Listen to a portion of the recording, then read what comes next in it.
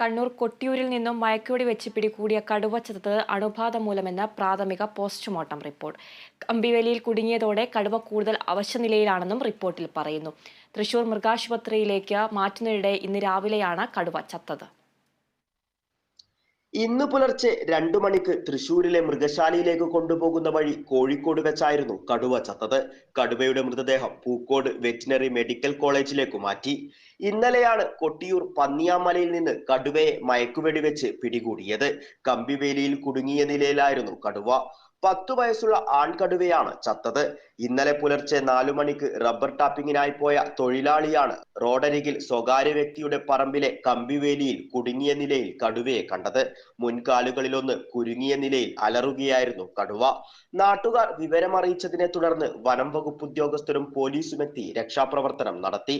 11 മണിയോടെ മാനന്തവാടിയിൽ നിന്നെത്തിയ ഡോക്ടർമാരുടെ വിദഗ്ധ സംഘം കടുവയെ മയക്കുവെടി വെക്കുകയായിരുന്നു. കടുവയ്ക്ക് കാര്യമായ പരിക്കില്ലെങ്കിലും ഒരു പല്ലില്ലാത്തതിനാൽ കാട്ടിൽ തുറന്നുവിടില്ലെന്നായിരുന്നു DFO അറിയിച്ചത്. കാട്ടിലേക്ക് തുറന്നുവിട്ടാൽ ഇരയെ പിടികൂടുവാനുള്ള ശേഷി ഇല്ല എന്ന കാര്യവും ഡോക്ടർമാർ അറിയിച്ചിരുന്നു. ഇതിനാലാണ് കടുവയെ മൃഗശാലയിലേക്ക് മാറ്റാമെന്ന തീരുമാനത്തിലേക്ക് എത്തിയത്. Kerala vision news, Kannur.